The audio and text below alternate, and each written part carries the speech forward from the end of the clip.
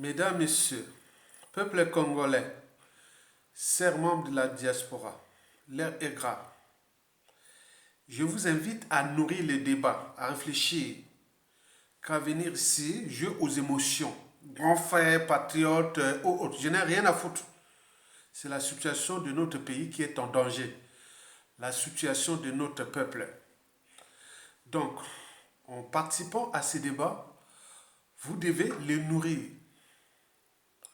Pas à jouer à grand frère, patriote, à l'appartenance et autres. Je n'ai rien à foutre. Pensez au contenu de ce débat.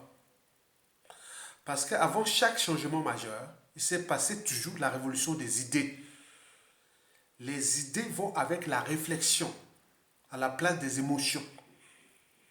Vous le savez très bien que pour nous piétiner et fracasser ce pays, ça a toujours misé sur les émotions. La peur, la tristesse.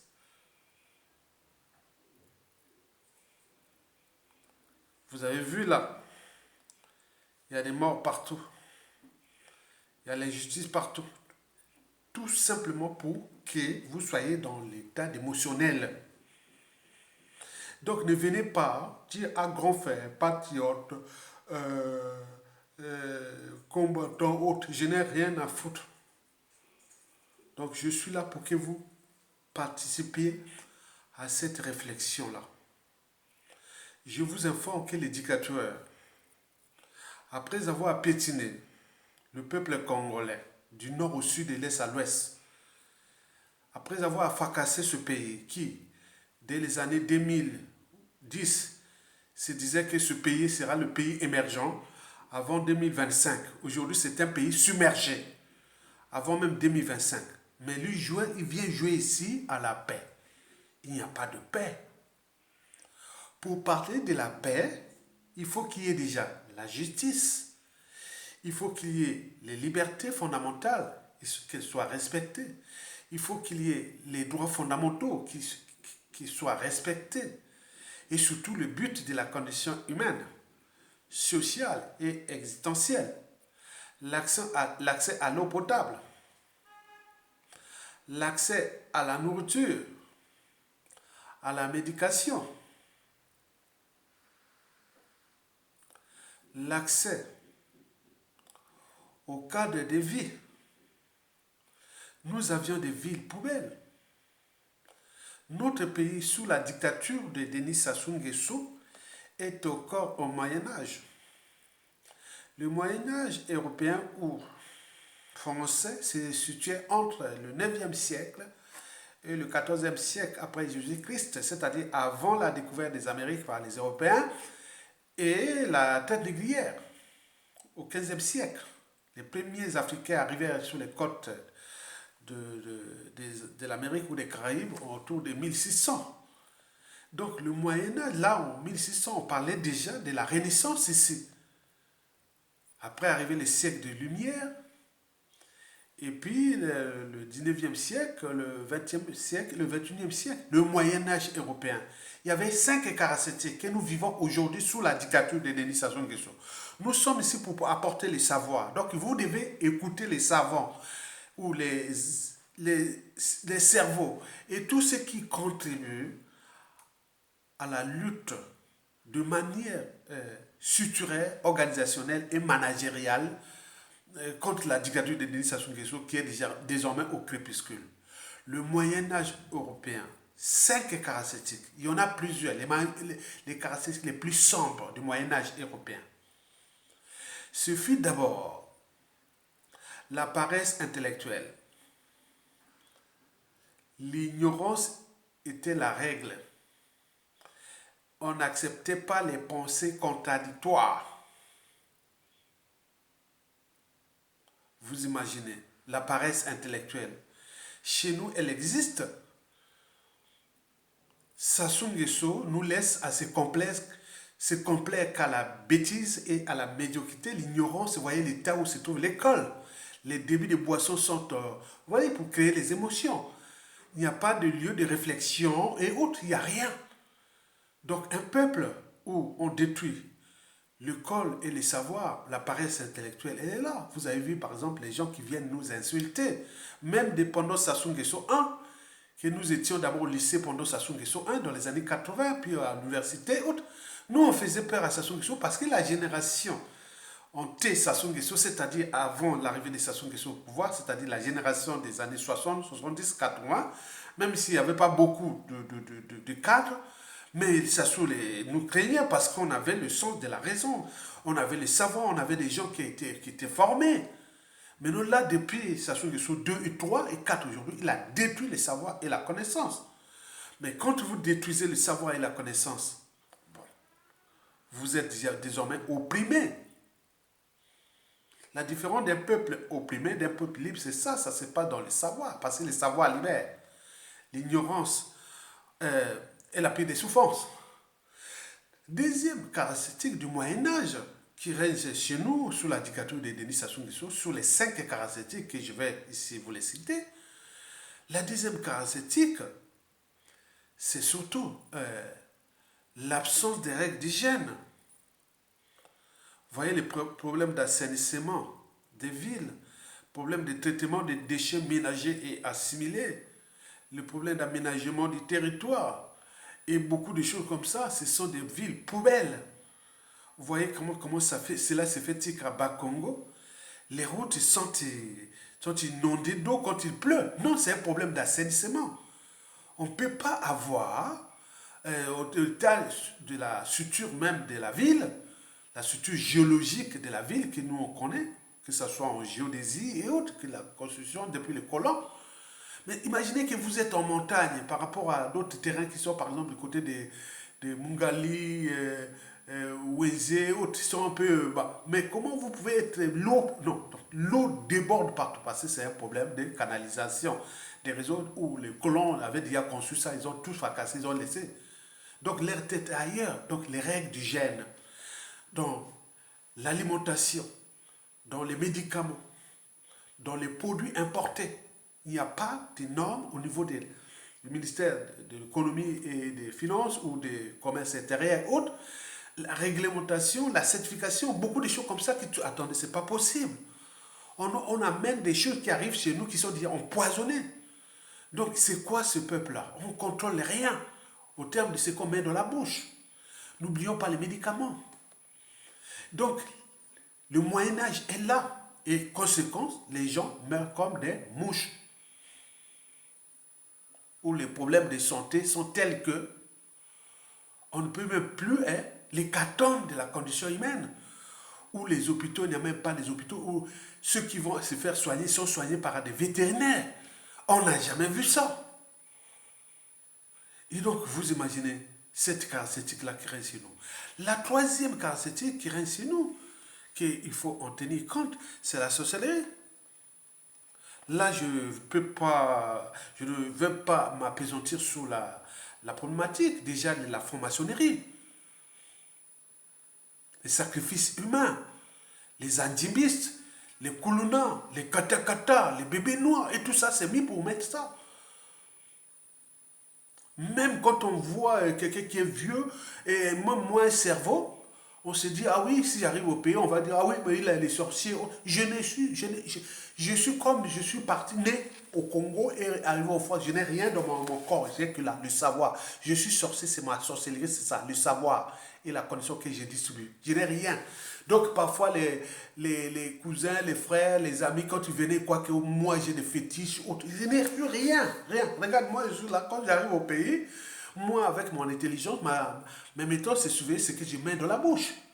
C'est là où les sorciers, soi-disant les sorciers passent, où cet environnement qui est hostile, je ne veux pas vivre dans un bouillon de culture pathogène, on risque de tomber malade, je ne veux pas manger, donc il faut faire attention, c'est ça l'éducation, le savoir et la connaissance. Donc ça, c'est ma sorcellerie.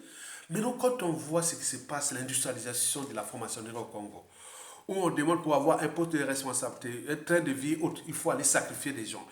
On n'a jamais vu ça. Ça, c'est le Moyen-Âge. La quatrième caractéristique du Moyen-Âge qui règne chez nous au Congo, c'est l'Inquisition. L'Inquisition. Donc ici, historiquement, au 13e, au 9e, au 15, au 14e siècle, l'Inquisition, il y avait l'inquisiteur.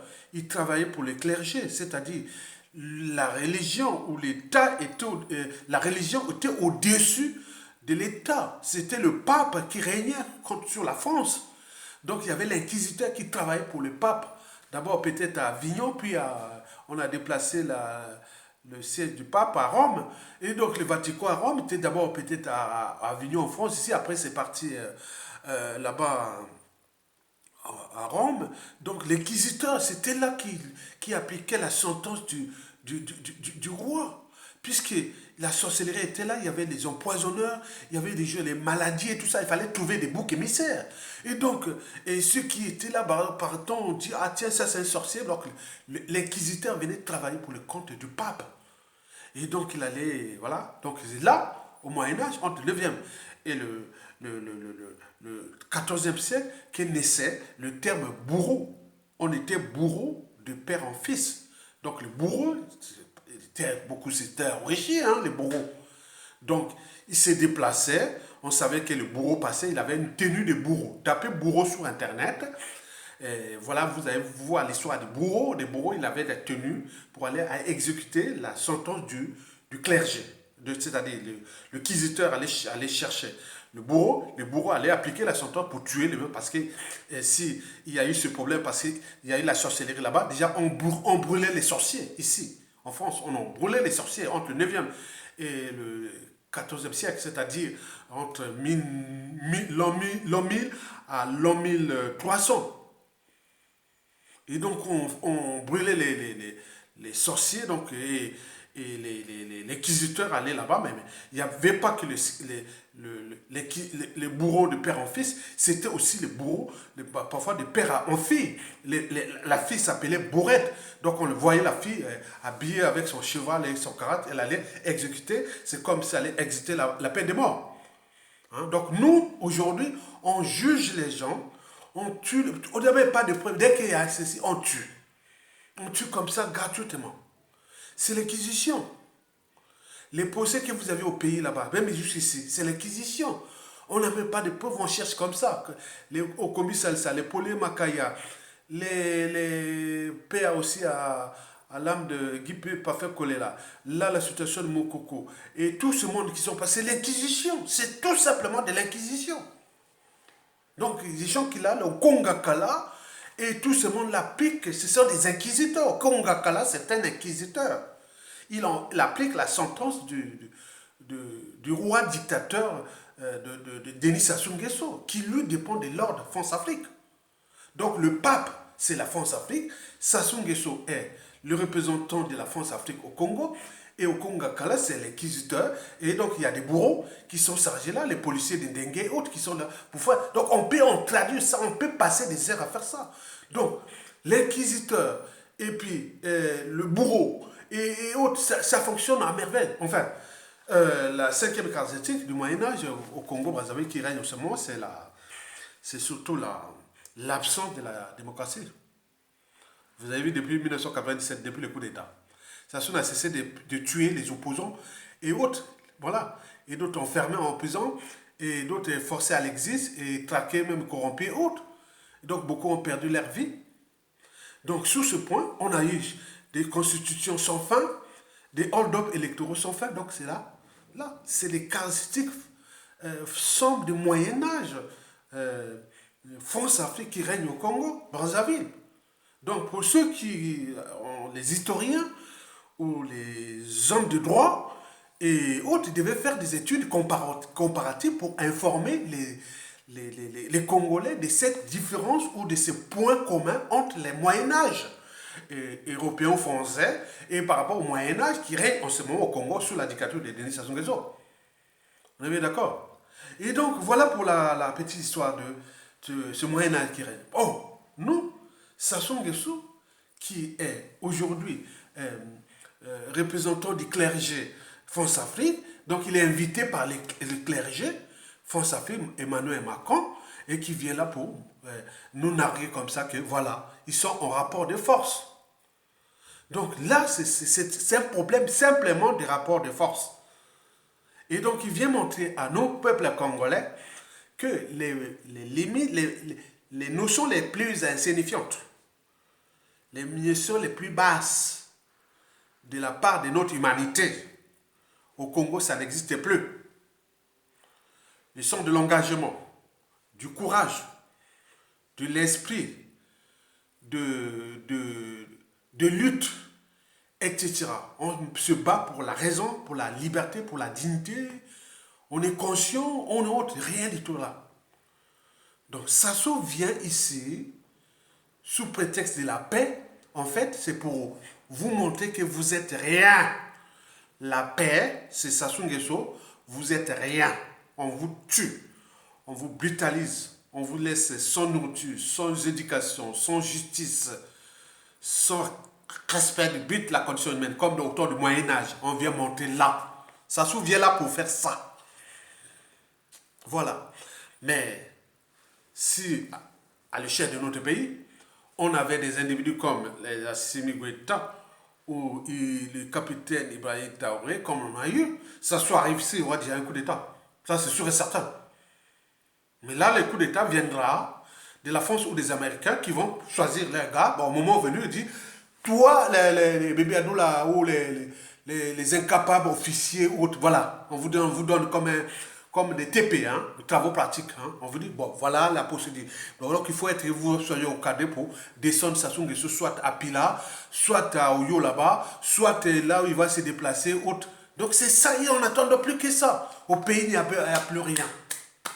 Donc, les manifestations que vous allez appeler aux manifestations, en fait, il faut se dire aux uns et aux autres que la diaspora ne constitue pas un pouvoir, ni un contre-pouvoir, mais simplement des moyens de pression extérieure exercés contre la dictature. Pour faire entendre au peuple congolais que malgré la situation qui est déjà catastrophique, puisque Denis Sassou Nguesso, tous les humanistes, anthropologues, tous les politologues, même les spirituels religieux, Sassou Nguesso est au premier rang des tueurs en série, dictateurs encore en service. C'est un danger. Sassou est le premier. Faites vous-même la lecture. Déjà, le coup d'État, on a eu 30 000 morts. Il n'a pas voulu ça. Après le coup d'État, les opérations Mebara, plus de 400 000 morts entre 1998 à 2000. Les disparus du budget et tous les assassinats sélectifs. Mais nous, individuellement et collectivement, on s'est dit, ah tiens, il tue beaucoup au sud. On a accompagné ça, les hommes libres du nord, comme moi, comme autres. On dit oui, c'est vrai, il a tué beaucoup de cadres au sud et autres. Donc on a vu pendant les opérations Mebara. On a vu aussi dans le problème du pôle. On a vu aujourd'hui. Mais on oublie que Sassou Nguesso tue méthodiquement des cadres du Nord qui partent en silence. Donc tous les phares sont visés sur le pôle ou sur le sud. Ça, c'est la réalité. Ils tuent dans le sud, dans le nord. Mais les nordistes, c'est nous, Adja. Mais qui peut nous défendre? Il n'y a personne entre nous. Comme on dit, bango na bango, eux na eux. Donc, Sassou, c'est le terrain de jeu au nord. Ils traquent, ils tuent. Nous sommes en danger. Mais comment on peut se défendre? Donc, d'où l'intérêt d'appeler parfois les nordistes. Regardez. Sassou nous tue les nordistes, les cadres, les cerveaux. Ils traquent, ils privent de tout. Et là, il vient là. Nous sommes là en train de regarder. Donc, il faut en tenir compte de cette réalité. Que la situation est problématique. Comme j'ai mis des hypothèses de la presse qui est inévitable. Nous aurons soit le chaos, soit soit l'instabilité chronique. À défaut, nous opérons une nouvelle dictature qui sera peut-être pas plus antisociale, moins criminogène, mais on ne sait pas. Mais ce ne sera pas de la volonté de nos peuples congolais. Ce sera dicté par la France, l'Afrique ou les Américains ou autres, par les présidents extérieurs. Donc, comme l'œuf contre les brisés de l'extérieur, la vie s'arrête, on a vu en 1997. Donc, ça peut continuer, c'est un cycle qui continue. Et donc, nous avons, ça soit déjà éliminé tous les courageux. Il a mis un système de corruption, un système d'avilissement, de servitude volontaire et autres que les gens là-bas, les militaires et tout, a perdu les parts d'humanité. Donc ce qui va se passer là-bas, c'est les gens d'ici, la France ou les Américains qui vont se dire, bon, bah, écoutez, on a trop fait de ce mal-là, mal à ce peuple. Bon, on sait que les enjeux occidentaux vont se concentrer dans le bassin du Congo, dans l'Afrique centrale, l'Afrique équatoriale, parce qu'il y a des problématiques de matières premières, hein, dont dispose cet écosystème. Donc tout va se passer là-bas. Nous ne serons pas en paix.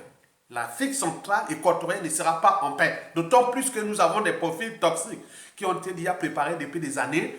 Ils sont là aux aguets pour continuer l'ordre néocolonial, l'ordre impérialiste et autres. Ils sont au Gabon, ils sont au Congo, ils sont au Centrafrique, ils sont au Cameroun, ils sont partout. Donc on ne s'en sortira pas. C'est un processus qui va être que des bazars. Au moment où ils ont encore l'air pion, ils essaient un peu d'équilibrer, ils cherchent. Voilà. Maintenant là, ils voient qu'à un moment donné, il y aura rupture. Et donc, ils vont travailler ça. Donc, nous, la diaspora, ou la France-Afrique à l'échelle de notre pays, il y a déjà des pions, par exemple, ici à Paris. Ils sont là déjà. Ils attendent. Ils attendent que l'ordre et autres, et vont-ils réussir dans un écosystème qui est déjà problématique, puisque nous avions ces contentieux historiques-là, de Sassou Nguesso déjà dans le sud, et notamment d'abord dans les Nibolèques pendant ces opérations-là. Et puis, dans le pool. Mais n'oublions pas les Nord. Mais qui va unifier ça? Dans ces deux écosystèmes où celui qui va prendre le pouvoir est préparé et imposé à nous depuis l'étranger. C'est tous les questionnements. Donc, l'ordre néocolonial impérialiste est là. Donc, l'avenir de ce pays est problématique. D'où l'intérêt de vous unir. Mais tout n'est pas perdu d'avance. D'où l'intérêt de savoir qu'à deux pas de la chute de ce régime, parce que Sassou Nguesso est à la fin. Son régime est un crépuscule. Le reste, c'est de la France-Afrique ou des Américains qui se luttent entre eux aussi, parce que les Américains veulent récupérer tous les bassins du Congo, l'Afrique centrale. Mais les Français, voilà, donc il y a cette guerre qui se passe là-bas. On vous a parlé beaucoup de choses. Ça se passe là. Et suivez la chaîne d'un politicien de la RDC qui vient souvent sur la chaîne de Christian Perrin, mais nous, comme la tête, on n'est pas dans les savoirs, on a abandonné les savoirs, on a abandonné les bons. Donc, il donne ce Zaïwa, congolais de la RDC, il donne beaucoup d'informations sur les stratégies en cours dans la sous-région, où cette guerre-là entre la France-Afrique et les Américains va se passer à l'échelle de notre pays, où les Américains vont damer les pions à la France-Afrique. Et donc, il y a beaucoup de choses qui se passent là. Donc, il faut en tenir compte de ça. Parce que l'évolution de la situation où la Chine et la Russie vont être de plus en plus aguerris en force et ils vont jouer beaucoup à l'échelle continentale et sous-régionale pour mettre les pressions ces pressions-là peut-être vont être bénéfiques pour nous parce que les gens là, mais il faut savoir qu'ils vont placer encore leurs pions. Donc on n'a pas de marge de manœuvre. En ce moment, on n'a pas de marge de manœuvre. Comme cela se passe en Afrique de l'Ouest. Donc il faut en tenir compte de nous, Bantous, on a des caractéristiques là, que je vous ai parlé dans plusieurs vidéos, les Bantous. C'est des lâches, c'est des peureux, ils n'ont pas le son des détails, ils préfèrent jouer. Voilà, donc j'ai fait ça, je ne peux pas vendre tout. Donc nous avions ce problème anthropologique, nous les Bantous, d'Afrique centrale. Et donc ça, ils ont su. Nous avons ce problème anthropologique d'humanité, de courage, de sacrifice. C'est-à-dire, les gens comme les dictateurs là, il y avait, dans toutes les armées qui sont là, ils devaient prendre des responsabilités, descendre là. Ils devaient être là parce que la situation de la fin des cycles de ces dictateurs à l'échelle de l'Afrique centrale n'est pas politique. C'est que c'est militaire. Il faut des actes militaires. Mais nous, on n'a pas cette génétique-là qu'on voit, une génétique particulière qu'on voit à l'Afrique de l'Ouest, c'est-à-dire ils sont courageux. On appelle les Ouaras. Les Ouaras sont très courageux. Ils ont une génétique particulière. En termes de gènes codons pour le courage, l'esprit de sacrifice et autres.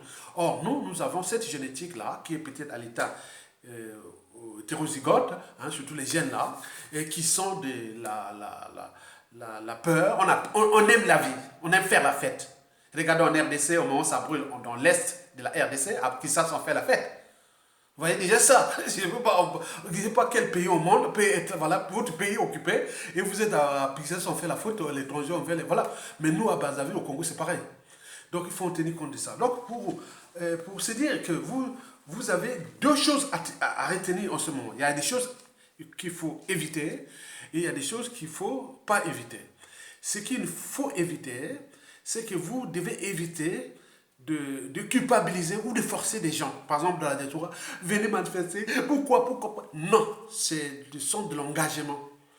C'est c'est le c'est l'esprit. Tu voyez que les victimes sont telles qu'il y a des gens qui sont mous. Ils sont mous comme ça. Il y a des gens. On ne peut pas forcer les gens. Évitez ça. Évitez de se dire rien de culpabiliser ces gens-là qui ne viennent pas aux manifestations, qui ne font pas autre, qui ne sont pas actifs. Au moment où le pays est en train de couler, ils sont là tranquilles. Maintenant, quand ça arrive, les problèmes administratifs comme passeport, ils sont là, mais il n'y a plus le passeport. Mais c'est un citoyen, il faut être citoyen, il faut lutter. Pourquoi vous êtes là en train de laisser faire?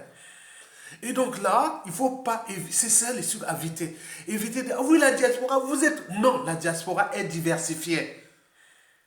Il y a des problèmes, il y a des tribus, il y a des problèmes de notre passé politique, au gré des différents régimes politiques. Il y a des problèmes de géopolitique nord-sud qu'on a divisés. Il y a des conflits d'intérêts, les francs-maçons, pas les francs-maçons.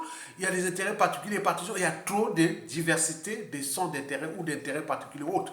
Donc on ne peut pas unifier les gens comme ça. Il y a des gens ici, ils croient que bon, ils sont en Occident, en Europe, ils sont maintenant tranquilles. Or qu'ils sont dans ils sont sur une bombe à retardement.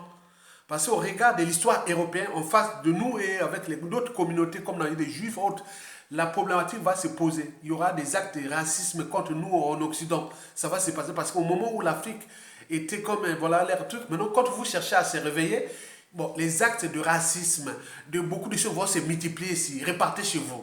Parce qu'au moment où on pourrait prendre tout chez vous gratuitement, on vous demande pour vous endormir, vous venez ici. Maintenant, au moment que vous réveillez, donc il faut se préparer déjà aussi à qu'on va on va cogner contre vous ici, dégagez.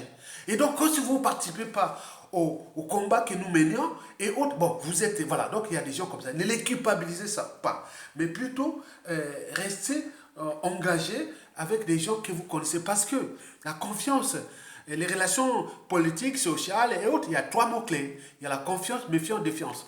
On fait confiance à un produit, à une marque, à un... Voilà. Elle ne se décrète pas. La confiance se crée au gré des épreuves. Vous êtes là. Donc quand on n'a plus confiance, on rentre dans la méfiance. La méfiance, c'est desserre les liens. Or, quand les liens sont desserrés, bon, ben, on rentre dans la méfiance, la défiance, évidemment. Donc confiance, ça serre les liens. Défiance, ça casse les liens. Et méfiance, ça desserre les liens. Et donc là, au moment où vous luttez là, parmi ces gens que vous mettez, ils ne sont pas nombreux. Vous êtes peut-être 200, 300 ou 50 autres. C'est bien comme ça. Parce qu'à la chute, à tout instant, ce sont ces gens-là que vous voyez là.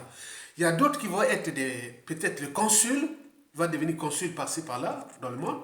Il y a d'autres qui vont devenir des ambassadeurs. D'autres vont être des ministres. Peut-être vous avez un président parmi vous, les gens qui vous manifestez là. Vous aurez... au niveau des institutions, des administrations, de l'économie, vous avez déjà ça. Il faut que vous restiez avec ces gens-là. Donc, ils discutent là. Que vous voyez là. Moi, par exemple, j'ai été toujours actif des années 2000 à 2017 jusqu'à ce qu'on me dit, bon, attention, Ayatonga, on ne va plus sur la place de Paris manifester parce qu'on risque de mettre un poison de contact. On a signalé beaucoup de choses. Hein. Donc, pourquoi je ne suis plus dans les manifestations? Parce que ça devient dangereux pour certains individus où on cherche à tuer. Hein. OK? Donc, mais nous, on a des médias réseaux sociaux, on a des réseaux de l'homme. Je vous dis qu'au pays, j'ai du paquet. Au niveau des administrations, au niveau des armées, au niveau de l'université, au niveau de tout. Je suis bien allé là-bas au pays. En plus de ma visibilité. Donc, je suis un influenceur, mais aussi politique, intellectuel et autres. Vous le savez. Donc moi, je suis une tête de pont avec mes gars. Donc je vois tous ces gens, les courageux là qui voient là. Vous vous manifestez là. On vous voit. Si ça se tombe, ça soit quoi? Tel officier, tel prend le pouvoir. Est-ce qu'on va chercher? On ne va pas chercher loin. On cherche vous les qui manifestez sur la place de Paris là, les courageux là. Et vous qui manifestez sur les médias réseaux sociaux. C'est vous qu'on vient de vous chercher. Donc continuez, n'invectivez personne. Préfère être avec les gens qui viennent de leur volonté que les gens qu'on impose. Non, c'est pas bon. Il vaut mieux aider un élève motivé, un étudiant motivé, ou un travailleur motivé, ou autre motivé, que quelqu'un qui tu dois... Non, non, il faut éviter ça. À la prestation, il faut qu'on ait des Congolais motivés. Pas les Congolais qu'on fait les secouer. Quel que soit son statut social en Europe, on n'a rien à foutre. Qui est université, professeur, docteur, on n'a rien à foutre, il ne mesure pas. Ce n'est pas la matière grise qui manque. Donc restez avec ça, évitez de culpabiliser. On est dans l'éducation. Ne venez pas dire tonton, grand frère, autre, je n'ai rien à foutre. Donc je vous regarde comme des citoyens, comme des hommes libres, ceux qui sont engagés. Donc évitez d'invectiver. Si quelqu'un ne veut pas venir, qu'est-ce que ça peut faire? Vous êtes deux ou trois, même comme disait Gandhi, je préfère être debout tout seul que être assis avec plusieurs personnes. Donc vous êtes debout. Ça c'est la première chose à éviter. La deuxième chose qu'il faut faire, il faut savoir que dans la chute de Sassou Nguesso, il y a déjà des officines qui sont dans la diaspora, des officines politiques et autres. Voilà.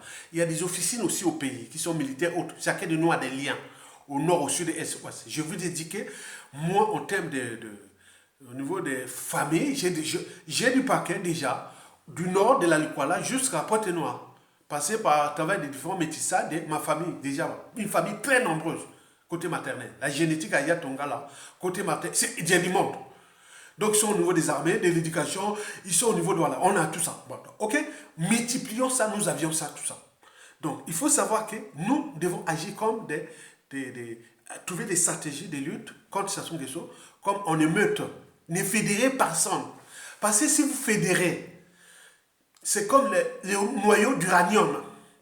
Pourquoi les noyaux d'uranium 235, 236 est stable? Parce qu'il est lourd. Il suffit de bombarder un proton sur le noyau d'uranium, ça crée une énergie qu'on appelle l'énergie nucléaire. La bombe atomique, c'est une réaction en chaîne. Or, le noyau d'une petite molécule comme l'oxygène, comme l'hydrogène, est difficile à casser parce qu'il y a moins d'éléments chimiques à l'intérieur de ce noyau. Donc, c'est difficile. Donc, une structure compacte est difficile à casser. C'est comme une famille soudée. C'est très difficile. Donc, ok, vous êtes là, vous êtes nombreux, vous avez tout le monde. Non, non. Donc, nous devons agir comme des licarons. Vous voyez les cerfs sauvages en Afrique australe. Quand ils attaquent une bête, ils font l'endurance. Il y a la tête qui constitue la tête. Ils se relaient. Il y a la tête, il y a les pelotons, il y a la tête, il y a les poursuivants et les pelotons, ça se relaie jusqu'à attraper la bête. Donc, nous sommes là comme ça, donc on est meute.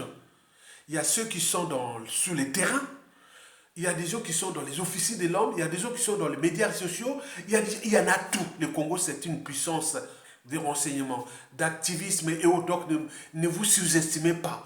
Il y a des gens sur différentes échelles, aux États-Unis, au Canada, en Australie, en Nouvelle-Zélande, en Europe, dans le monde arabe, que ce soit dans toute l'Afrique, dans tous les pays, et même en Asie, et autres qui nous écoutent, qui nous suivent, qui sont là dans différents officines, se relaient. Dès qu'il y a cette volonté-là. Donc, chacun de nous, c'est que ces différentes officines-là vont se relayer, et autres, au moment de la chute, ce sont des officines qui vont constituer peut-être les services secrets de notre pays. Ceux-là vont constituer la diplomatie. Là, c'est l'éducation nationale, l'enseignement supérieur, la recherche, la santé, l'aménagement du territoire, l'agriculture, les finances, et point. Donc, on a tout là. Donc, on a tout. Donc, il faut en tenir compte de ça. Donc, nous devons agir, ne poser personne à venir s'unir dans une organisation. Nous pouvons avoir 1 million d'organisations, c'est bien au moment de la lutte. Et ça, là, il n'a pas de marge de manœuvre de corrompre les uns et les autres. Parce que là, il ne sait pas comment attaquer ou autre. Moi, par exemple, je vous ai dit que j'ai subi l'assaut, déjà, le premier assaut fut déjà du fils du dictateur en 2014. Il a dit à Yatonga, tu es où? Je t'ai envoyé une enveloppe avec un gros chauffeur. Hein? D'après les sources, ce serait peut-être 550 ou 100 000 ou 200 000, 500 000, on en a parlé. Ce serait un grand vœu. Il suffisait de mettre un peu de pression, il me donnait 700 000 euros. Hein? Donc moi, j'ai dit non, on va te faire foutre. Et donc, on est arrivé d'autres assauts. Donc, voilà, donc on est combien? Il y a donc, c'est un problème d'éducation. Et donc, vous devez en tenir compte de ça. Que nous sommes, non, c'est diversifié. Même si on sent les influenceurs, ils sont là. Comme on peut en citer, ils sont là, je ne vais pas en citer tout le monde, mais il y a des influenceurs qui sont dans les médias, réseaux sociaux, il y a des gens qui ont un passé du pays, Il y a tout là. Donc, nous sommes bien blindés pour descendre Sassou Nguesso. Il nous reste que le détonateur. Donc, vous devez en tenir compte de ces deux choses que vous devez déjà éviter et vous devez faire. Éviter de culpabiliser, de se dire que tout le monde doit être avec. Non, non, ça n'a rien.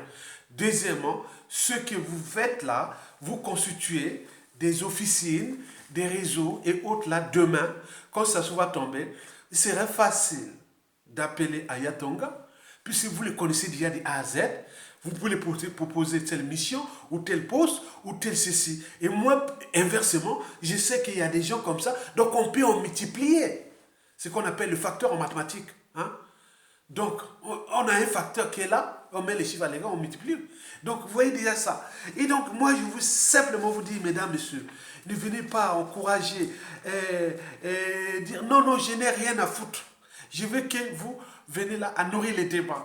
Il faut écrire là, il faut écrire et dire voilà ce que je pense. Venez dire ah oui, ah oui, vivement les gars de Makwa, vivement les. Il y a des nordistes comme ça encore, il y a des pattes. Non, je n'ai rien à foutre de ça. Parce que j'ai dépassé ça, mesdames, messieurs. J'ai dépassé ça. Donc je suis allé au stade de l'esprit. L'esprit, c'est quoi? L'esprit déjà de la raison, l'esprit critique, l'esprit du courage, l'esprit de l'engagement, l'esprit de la conscience, de la résiliation, parce que Sassou nous a donné, voilà, il nous a mis des épreuves là, ah là là là là. Donc il faut surmonter ces épreuves là. Et c'est bien comme ça, parce que les gens, les Sassou et tout ce monde-là, ils doivent en prendre conscience de ce que nous subissons, parce que c'est eux qui vont subir aussi. Quand vous n'aurez pas de passeport, on vous refuse les visas, on vous sort de la fonction publique, on vous fait en tôle, on vous fait tout, on vous confisque, plein de choses comme ça, ce qui va arriver. Donc il faut leur dire ça, que c'est intéressant, la presse Sassou Nguesso. Au moment ils vont plaire où? Les gars qui sont ici, en Occident. Ils sont peut-être comme ça soit peut-être 1000 ou 2000. Mais ils viennent là, on ne les donne pas de visa. Parce qu'on leur a refusé le passeport. On lui demande de donner le visa. Et on ne les donne pas. Il peut aller plaire aux États-Unis. Mais non, c'est que ça soit fait avec la fameuse note, la CMAE, comité mixte d'action spéciale de 7 janvier 2000 et d'études d'actualité. Même les nordistes comme nous, on n'a plus le passeport. Ça se passe. Mais demain, vous allez pleurer où? Le futur, c'est tout le passé, le présent qu'on ignore. Donc, il faut devoir en tenir compte que ne faites jamais du mal aux uns aux autres avec les moyens de tous. Parce que ces moyens-là peuvent à tout instant tomber aux mains de... Voilà. Donc, moi, Yatonga, je ne pourrais peut-être ne pas être au pouvoir, mais je peux être un lobbyiste de l'intérêt général du pays. Je peux être vraiment l'homme, l'organisateur de la presse Sassou Nguesso parmi tant d'autres patriotes et beaucoup de choses comme ça pour restructurer une société nouvelle à l'échelle du Congo-Brazzaville, mais en tenant compte de la géopolitique, de la géostratégie et de ces rapports de force qui se dessinent. On est déjà préparé. Mais maintenant, pour le reste, je vous demande seulement de prendre conscience de la lutte et de partager la vidéo et de nourrir les débats. Il ne faut pas venir jouer aux émotions ici. Ce n'est pas un lieu. Le lieu ici n'est pas pour les émotions. Le lieu ici est parler de la raison. Hein? La raison de douter, de réfléchir, de se structurer, de s'organiser. La raison d'être courageux et de prendre le risque qui ne risque rien à rien. On dit à tout instant, on peut descendre Sassou Nguesso, on prend le palais du peuple et qu'on envoie par-ci par-là et tout le monde entier vient vers vous. Et les autres, vous avez déjà des cerveaux. Donc ça ne sert à rien. Tu vois. Sassou tue au sud, il tue au nord, mais nous avions ici pour les problèmes d'intérêt général et de la solidarité nationale, nous on a positionné des débats que sur le sud, que ça se tue au sud, ça se tue au... Non, mes vidéos, sur 100% de mes vidéos, il faut se dire, tout le monde connaît, 70%, je l'ai parlé que ça se tue les sudistes, ça se tue aux poules, autres. Mais nous, mais je vous dis sincèrement, ça cogne. Hein? Donc on est tout le temps en danger. Donc c'est un système qui est autre.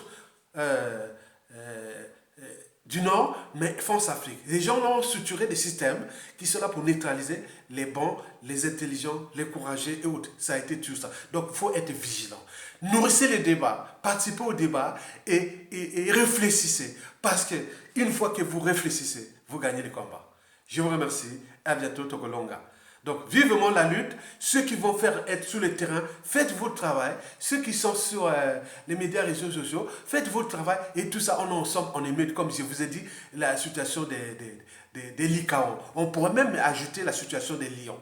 Les lions attaquent en équipe. C'est l'esprit d'équipe la plus structurée. de la prédation, hein, aux dynamiques des espèces. Quand on parle dynamique, tapez dynamique des espèces. La dynamique des espèces, c'est toute la mécanique de la vie des animaux. Hein. Quand on parle là, ils ont des problèmes de reproduction, des problèmes de territoire. Hein. On est bien d'accord. Reproduction, territoire et surtout ce qui concerne la prédation. Hein. On a vu les stratégies de prédation. Et donc, vous avez tout ça là. Donc, les lions, quand ils attaquent, les lions, ils attaquent, ils sont des stratégies. Il y a un guetteur, il y a celui qui va faire la diversion, il y a deux qui vont jouer aux embuscades. Donc, c'est structuré. Il faut voir là, regarder les films animaliers, c'est vraiment structuré. C'est-à-dire, quand il fait, parfois, ça peut rater. Hein. Bon, ça peut arriver. Mais il y a un aussi comme le jaguar. Lui, c'est la discrétion. Il nage, boum, il attrape la surprise. Comme le léopard déjà. Il fait aussi, ils sont les champions d'embuscade. Mais il y a un qui a mis sur la vitesse, c'est le guépard. Le guépard, c'est la vitesse, jusqu'à 102 km à l'heure. Le jaguar et le léopard, et n'oublions pas le tigre, et c'est l'embuscade. Et n'oublions pas, les lions, c'est l'esprit d'équipe. Donc vous devez comprendre ces stratégies-là pour descendre sa son. Et ces stratégies-là ont été appliquées lors du coup d'État contre Robert Mugabe en 2017. Vous avez vu, ces mêmes stratégies ont été appliquées au Mali par Assimi Goïta, tous les deux coups d'État. Et il y a aussi les stratégies qui ont été appliquées par le jeune, même Damiba, hein, puis le jeune capitaine Ibrahim Traoré, qui a fait les SVT. SVT, c'est Sciences de la vie et de la terre. Donc le PT a une licence de SVT. Donc vous imaginez, c'est un cerveau. Biologie, géologie. Donc vous imaginez. Et donc on peut se dire qu'il faut un cerveau. Il faut laisser les émotions. Ça nous ajoute des émotions aux émotions pour qu'on ne réfléchisse pas. Parce que le cerveau qui gère l'esprit de se libérer est celui de la raison. On ne l'a pas placé là par hasard. C'est le plus gros là. C'est le plus gros. On a un cerveau. Donc au lieu de passer votre temps à venir insulter Ayatonga ou les autres, non. Passez votre temps. Donc vous comprenez ça. Donc je vous laisse là. Je n'ai pas allumé les lumières. Bon, le monde arrive. Bon, j'étais tout et à bientôt. Et bon vent au peuple congolais. Tokolonga. Donc restez, écoutez les confrères. Écoutez, moi quand j'étais petit, comme disait Roland Nitou, au village, j'en ai tellement d'histoires. Que ma grand-mère, ma arrière-grand-mère, parce que j'ai eu la grand-mère et la grand-mère, oh là là là, il m'a raconté des histoires là. Donc c'est ça qui m'a resté, c'était l'esprit. Il m'a expliqué, bon, oh là là là. Après, quand ils ont su que ce petit-fils là était intelligent, donc ils m'ont donné plein de documents. En plus, j'étais né à Brazzaville, dans la Gérie, on m'expliquait ça. Donc j'étais le petit-fils chouchou, hein, ce que j'ai vécu de mon enfance. Ok? Très bien, merci. Qui était né à Brazzaville, venu dans la Gérie, et tout le monde aussi, il n'y a que lui. Donc j'étais les voir. Donc j'ai vécu ça. Donc l'enfant, c'est aussi ça. Et donc ça éduque. Donc continuer à éduquer le peuple congolais pour se libérer. Donc on n'a qu'un seul pays et on nous dit répartez chez vous en Afrique. Et c'est bien comme ça. Donc commencez déjà à se préparer pour libérer l'Afrique à l'échelle de notre pays.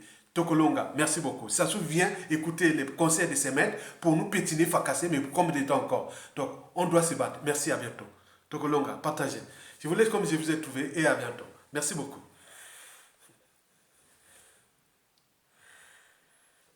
Très bien. Merci. Merci.